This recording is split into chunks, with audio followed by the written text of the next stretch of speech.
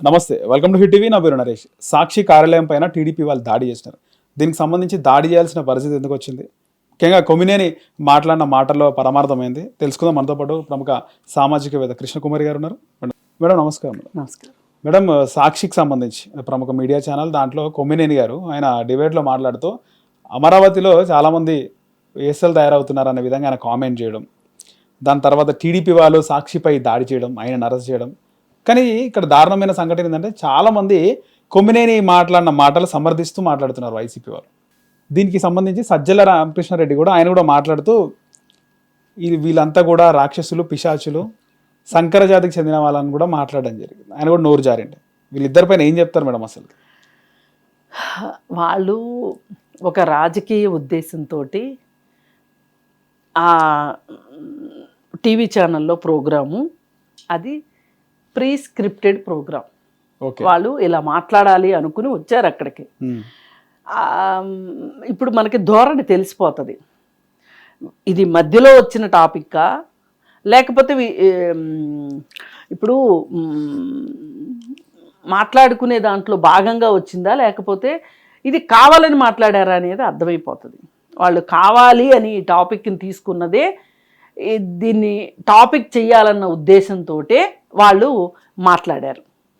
వాళ్ళు మాట్లాడిన దానికి అసలు మూలం ఏంటి అంటే, టైమ్స్ ఆఫ్ ఇండియాలోనో దేంట్లోనో ఒక పేపర్లో ఒక నివేదిక వచ్చింది. అదేంటి అంటే, దేశంలో 5 ప్రధాన నగరాల్లో వేశ్యావృత్తి ప్రబలిపోతుంది, సంవత్సరానికి పర్సంటేజ్ పెరుగుతుంది. దీంట్లో మొదటి 5 స్థానాలు కర్ణాటక, ఆంధ్రప్రదేశ్, తెలంగాణ, మహారాష్ట్ర, ఢిల్లీ ఉన్నాయి అని పర్సంటేజ్ల ప్రకారం మాట్లాడారు. మాట్లాడితే దానిని రాష్ట్రం మొత్తానికి మొత్తంలో ఉన్న దాన్ని బట్టి వాళ్ళు మాట్లాడారు. కానీ వీళ్ళు మాట్లాడింది ఏంటి? వీళ్ళు అమరావతి పరిసర ప్రాంతాలు అని మాట్లాడారు. అమరావతి పరిసర ప్రాంతాల్లో వేశ్యావృత్తి ఎక్కువైపోయింది కాబట్టి మీరు ఇక నుంచి అమరావతిని దేవతల రాజ్యంగా మాట్లాడకండి, దేవతల రాజధానిగా అని మీరు అనకండి అని చంద్రబాబు నాయుడుని ఉద్దేశించి మాట్లాడి, ఇది ఇక నుంచి వేశ్యల రాజధాని అన్నట్లు మాట్లాడుకుంటూ వచ్చారు. మాట్లాడుకుంటూ వచ్చి దానికి ఈయన ఒక 150 స్వచ్ఛంద సంస్థలు ఆ చుట్టుపక్కల ఉన్న వాళ్ళందరికీ పౌష్టికాహార లోపం వస్తే వాళ్ళందరికీ తిండి పెడుతున్నారు, ఆ ఏరియాలో ఎయిడ్స్ కూడా బాగా ప్రబలిపోయింది అని చెప్పుకుంటూ వచ్చారు కృష్ణరాజు గారు. ఇది పూర్తిగా నిరాధారమైన విషయం. ఎందుకంటే 150 స్వచ్ఛంద సంస్థలు, 145 స్వచ్ఛంద సంస్థలు అమరావతి పరిసర ప్రాంతాల్లో పనిచేస్తున్నాయి అని చెప్పటం ఒట్టి బూటకమైన మాట. ఎందుకంటే అమరావతి పరిసర ప్రాంతాల్లో ఉన్నదే ఒక 50 గ్రామాలు. మనం ఏదైనా ఒక రేడియస్ తీసుకుంటే ఆ జిల్లాలో ఇప్పుడు అమరావతి అది అమరావతి జిల్లానా లేకపోతే ఏదో ఒక జిల్లా అయ్యి ఉంటుంది కదా, ఆ జిల్లా మొత్తంగా కూడా విజయవాడ, గుంటూరు కూడా వచ్చే అవకాశం ఉంటుంది. విజయవాడ, గుంటూరు ప్రకారంగా చూస్తే కూడా 150-145 స్వచ్ఛంద సంస్థలు ఉన్నాయంటే జిల్లాకు సంబంధించి చెప్తున్నాను. ఇప్పుడు వాళ్ళు చెప్పింది ఆ ఏరియా గురించి కదా వాళ్ళు చెప్పారు. పరిసర ప్రాంతాలంటే ఏమొస్తాయి? కృష్ణా, గుంటూరు జిల్లా వస్తాయి, అంతే కదా. ప్రకాశం జిల్లా దాకా కూడా వెళ్ళాల్సిన పని లేదు కదా. మరి ఈ 2 జిల్లాల్లో 145 స్వచ్ఛంద సంస్థలు ఉన్నాయా? అలాగే ఎయిడ్స్ ప్రబలింది అని చెప్తున్నారు. అసలు ఇవాళ ఎయిడ్స్ గురించి పెద్దగా ఎవరు మాట్లాడుకోవట్లే. అది ఒక టాపిక్ కాదు. ఇది ఒక 15 సంవత్సరాల క్రితం ఎయిడ్స్ గురించి మాట్లాడుకున్నాం. ఇప్పుడు ఎవరు మాట్లాడుకోవట్లే ఎయిడ్స్ గురించి. అంటే ఎయిడ్స్లో కూడా లేరని కాదు, ఉంటారు. కానీ ఎయిడ్స్ చాలా వరకు నిరోధించబడింది. అంటే దానిని మనం ఎఫెక్టివ్గా ఎయిడ్స్ కంట్రోల్ బోర్డు ద్వారా ప్రభుత్వాలు విశేష కృషి చేసి, కేంద్ర ప్రభుత్వం నుంచి రాష్ట్ర ప్రభుత్వాల వరకు ఎన్జిఓలు అందరూ కలిసి సమిష్టిగా పనిచేసి ఎయిడ్స్ని ఎదుర్కోగలిగారు, ఎయిడ్స్ అనే భూతాన్ని.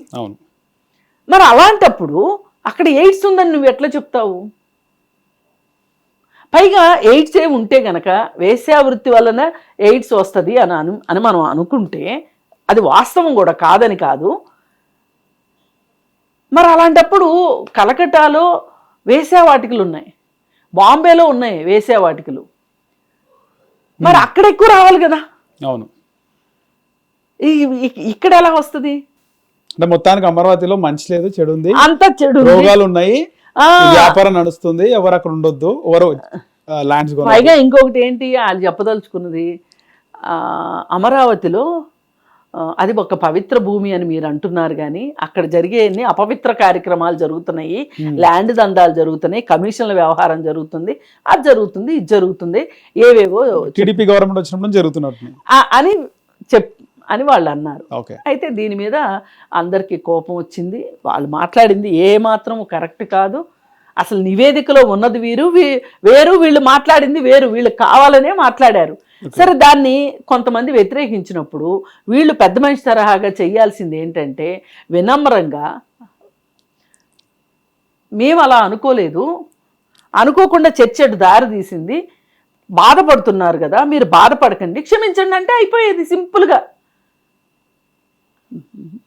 నిప్పుల్లో నీరు పోసినట్టు అయిపోయి ఉండేది. వాళ్ళు కూడా ఇంత అల్లరి చేసేవాళ్ళు కాదు. కానీ మీరేం చేశారు, అగ్నికి ఆజ్యం పోసినట్టు మళ్ళీ ఆ కృష్ణరాజు అని ఆయన వచ్చేసేసి నేను అలా కాదు నేను అన్నది, నేను ఇలా అన్నాను అని అప్పుడు నివేదిక గురించి మాట్లాడుతున్నాడు. మరి ఆ నివేదికలో అమరావతి చుట్టుపక్కల ప్రాంతంలోనే వేశ్యావృత్తి ఉంది అని చెప్పి ఉందా ఆ నివేదికలో? ఆంధ్రప్రదేశ్ అంటే కేవలం అమరావతేనా? అమరావతి చుట్టుపక్కల ప్రాంతాలేనా? ఆంధ్రప్రదేశ్లో కొన్ని ప్రాంతాలు వేశ్యావృత్తికి ఏమనాలి చిరునామాలుగా ఉంటాయి. గోదావరి జిల్లాలో కొన్ని ప్రాంతాలు కావచ్చు, గుంటూరు చిలకలూరుపేట కావచ్చు, లేకపోతే రాయలసీమలో కొన్ని ప్రాంతాలు కావచ్చు ఉంటాయి. మరి ఉన్నంత రాష్ట్రం అంతా విస్తరించి ఉన్నదానికి మీరు కేవలం అమరావతి దగ్గరే అని అనడం వెనకమాల మీ ఉద్దేశం ఏంటి? అమరావతిని వీలైనంత వరకు తొక్కేయాలి, ఆ అమరావతి అనే భావననే మీరు పాత్ర వేయాలి, మీ ఉద్దేశం అది. అందుకు మీరు ఈ విధంగా ఇలాంటి వ్యాఖ్యలు చేశారు. సరే, ఇవన్నీ చాలనట్లు అగ్నికి ఆజ్యం పోసినట్టు ఇవాళ సజ్జల రామకృష్ణారెడ్డి గారు ఆయన్ని ఎప్పుడైతే కేఎస్ఆర్ని అరెస్ట్ చేశారో, అరెస్ట్ చేసిన సందర్భంలో ఆయన కూడా 50 ఏళ్ల జర్నలిజం అనుభవం ఉన్న వ్యక్తిని ఈ విధంగా అరెస్ట్ చేస్తారా అని చెప్పి ఆయన చాలా బాధపడిపోతున్నాడు. మరి మీకు అంత అనుభవం ఉంటే మీరంత అనుభవశూన్యంగా ఎట్లా మాట్లాడారు? సందర్భం ఏంటి? ఆ నివేదిక వచ్చిన సందర్భం ఏంటి? మీరు మాట్లాడిన సందర్భం ఏంటి? పైగా ఒకళ్ళొకళ్ళు హెచ్చరించుకోవటాలు. మీరు ఇప్పుడు ఇంత పెద్ద విషయం మాట్లాడారు, ఈ విషయం మాట్లాడినందుకు మీరు ట్రోల్ అవుతారు అని ఆయన తరఫున ఈయన వకాలతో పుచ్చుకోవటం, అయినా పర్వాలేదు చూసుకుందామని ఆయన చెప్పటం, ఇంత చేసి ఇప్పుడు ఆ కృష్ణరాజు ఎక్కడున్నాడో తెలియదు, పరారీలో ఉన్నాడు. ఈయన కేఎస్ఆర్ అరెస్ట్ అయ్యాడు. దీన్ని పురస్కరించుకుని అసలు ఎంతంత అల్లరి చేస్తున్నారేంటి ఈ ఆడవాళ్ళు, ఎక్కడ ఆడవాళ్ళు, అసలు వీళ్ళు ఆడవాళ్ళేనా, పిచాచాల మాదిరి తయారయ్యారు, వీళ్ళు దెయ్యాల మాదిరి ఉన్నారు, వాళ్ళు కూడా చాలా నయమే, వాళ్ళు అనార్గనైజ్డ్గా చేస్తారు. మరి ఆయన ఎప్పుడు చూశాడు దెయ్యాలు పిచాచాలు క్రైమ్ చేయటం? వీళ్ళు చాలా ఆర్గనైజ్డ్ క్రైమ్ చేస్తున్నారు, ఇది మరింత భయపెడుతుంది నన్ను అని చెప్పి ఎక్కడ దొరికింది శంకర్ జాతి అన్నట్టు మాట్లాడుకుంటూ వచ్చాడు. ఇక్కడ చాలా బాధ్యతారహితమైన వ్యాఖ్యలు ఏంటి అంటే, నిన్న కూడా కేఎస్ఆర్ నేను జగన్మోహన్ రెడ్డి గారికి, భారతీరెడ్డి గారికి ఈ సంగతి అంతా చెప్పాను, వాళ్ళు నన్నేమి అనలేదు కాబట్టి కోర్టులు కూడా నన్నేమి అనటానికి వీల్లేదు అన్నట్టుంది ఆయన ధోరణి. ఏదో వాళ్ళిద్దరు ఏదో రాజ్యాంగం రాసినట్టు అంబేద్కర్ లాగా వాళ్ళు రాసిన రాజ్యాంగం ప్రకారం ఈయన మాట్లాడిన దానికి శిక్ష పడదు కాబట్టి భారత రాజ్యాంగం ప్రకారం కూడా ఆయన శిక్ష పడదు. పైగా అవసరమైతే నేను వాళ్ళిద్దరికన్నా సారీ చెప్తా కానీ జనాలకు నేను సారీ చెప్పను అన్నంత లెవెల్లో ఆయన ప్రభుభక్తిని ఆయన చాటుకున్నాడు. పైగా రాణి గారి మీద ఈగ వాలనివ్వను అన్నట్లుగా, సాక్షి మీద ఈగ వాలనివ్వను అన్నట్లుగా, ఏదున్నా చెడు నేను తీసుకుంటాను, మంచి సాక్షికి ఇస్తాను అన్నంత పెద్ద హృదయాన్ని ఆయన చాటుకున్నాడు కేఎస్ఆర్. సరే, చాటుకున్న 24 గంటల్లో ఆయన అరెస్ట్ అవ్వాల్సిన పరిస్థితి వచ్చింది. దానికి వాళ్ళ స్పందన ఎలా ఉంది? ఏది ఏమైనా చాలా బాధ్యతారహితమైన వ్యాఖ్యలు. ఒకానొక సందర్భంలో అమరావతికి భూములు ఇచ్చిన రైతుల్ని, మహిళా రైతుల్ని వీళ్ళు పెయిడ్ ఆర్టిస్టులు అన్నందుకు ఇప్పుడు నిన్న 2 పెయిడ్ ఆర్టిస్టులు కలిసి అక్కడ కూర్చుని మాట్లాడింది. అవునా? గతంలో కూడా ఈ విధంగానే కామెంట్స్ చేసినారు. ఈ విధంగానే కామెంట్స్ చేశారు. అసలు వీళ్ళు కదా ఇంటర్వ్యూకి వస్తే ఎంత వీళ్ళు కదా ఉద్యోగాలు తీసుకుని డబ్బులు తీసుకుని వీళ్ళు కదా పెయిడ్ ఆర్టిస్టులు నిజానికి. అవును. కానీ భూములు ఇచ్చిన రైతులు పెయిడ్ ఆర్టిస్టులు అన్నారు. వాళ్ళ కూకటిపల్లి ఆంటీలు అన్నారు. పట్టు చీరలు కట్టుకుంటున్నారు, నగలేసుకుంటున్నారు, ఇలా రకరకాల మాటలు మాట్లాడారు ఆ మహిళల్ని. వాళ్ళని కొట్టారు, వాళ్ళని బట్టలోడ తీసి మరీ కొట్టారు, రక్తాలు వచ్చేటట్లు కొట్టారు, వాళ్ళని ఉద్యమం చేయనీకోకుండా ఇంత చేశారనే కక్ష అనమాట, అక్కసు అనమాట.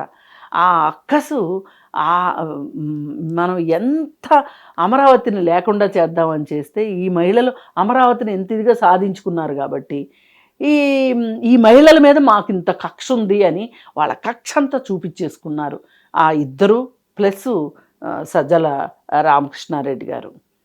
పైగా ఇంకో ఇద్దరు ఎవరు అంటే ఆ ఇద్దరు జగన్మోహన్ రెడ్డి గారు, భారతీరెడ్డి గారు.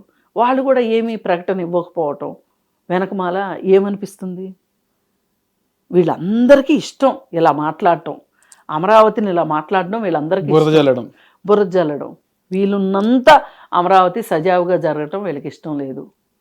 ఈ పరిస్థితిలో ఉంది. ఏది ఏమైనప్పటికీ 50 చోట్ల కేసులు నమోదైనవి, 50 పోలీస్ స్టేషన్లో కేఎస్ఆర్ పైన. ఇప్పుడు కేఎస్ఆర్ రేపు కృష్ణరాజు దొరికినా అంతే అవుతాయి, వీళ్ళందరూ ఫైల్ చేస్తారు. ఇప్పుడు సంకరజాతి అన్నందుకు గాను సజ్జల గారి మీద కూడా కేసు అయ్యే అవకాశం ఉంది. మాట్లాడారు. అసలు ఈ విషయం మొత్తం మీద ప్రజలకి, అమరావతి ప్రాంత ప్రజలకు సారీ చెప్పకపోవటం, భారతి గారి దీనికి కూడా ఆవిడ మొండితనానికి కూడా మహిళగా అది కూడా ఆమె తాడేపల్లి ఏరియాలోనే ఉంటుంది, వాళ్ళ ఇల్లు తాడేపల్లిలో. సరే, ఏది ఏమైనా వీళ్ళందరూ స్పందించకపోవటం వెనకమాల, స్పందించినా సరిగా స్పందించటం అంటే నెగిటివ్గా స్పందించారు వీళ్ళు, పాజిటివ్గా స్పందించలా. వాళ్ళందరూ కూడా డైజెస్ట్ చేసుకోలేకపోవటం. ఇప్పుడు వీళ్ళందరూ కలిసి ఎవరి నెత్తి మీద వాళ్ళు భస్మాసుర హస్తాలు పెట్టుకొని వైసీపీ పార్టీని భూస్థాపితం చేసేదానికి వీళ్ళందరూ కంకణం కట్టుకున్నారేమో అనిపిస్తుంది. ఏది ఏమైనా ఆ మహిళలకి మట్టుకు భరోసా ఏంటి అంటే వాళ్ళు కేసు పెట్టారు, అరెస్ట్ అయ్యేది, ఇంకా చట్టం తన పని తాను చూసుకుంటుంది. ఓకే మేడం, ధన్యవాదాలు.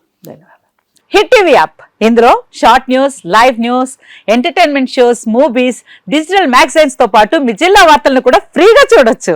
ఇంకెందుకు ఆలస్యం, వెంటనే హిట్ టీవీ యాప్ ని డౌన్లోడ్ చేసుకుని ఫ్రీగా ఎంటర్టైన్మెంట్ పొందండి. Hit TV app. Hit TV app. Please download hit TV app. Hit TV app ని ఫ్రీగా డౌన్లోడ్ చేసుకుని ఎంజాయ్ చేయండి. మీకు నచ్చిన ఎంటర్టైన్మెంట్ కోసం హిట్ టీవీ యాప్ ని ఫ్రీగా డౌన్లోడ్ చేసుకుని ఎంజాయ్ చేయండి. హిట్ టీవీ యాప్ ని డౌన్లోడ్ చేసుకుని ఆస్వాదించండి, ఆశీర్వదించండి. ఇంతమంది సెలబ్రిటీలు హిట్ టీవీ యాప్ ని డౌన్లోడ్ చేసుకోండి అని చెప్తున్నారంటే ఎంత మంచి యాప్ ఆలోచించండి. అమెరికా అమెరికా అమెరికా అమెరికాలో చదవాలనుకునే వాళ్ళకి విశ్వసనీయమైన పేరు మన శౌర్య కన్సల్టెన్సీ. UK లో 1 year masters, UK లో 1 year masters, 2 years work permit up to 5 years visa. Contact Saurya Consultancy. Contact 89851 89851.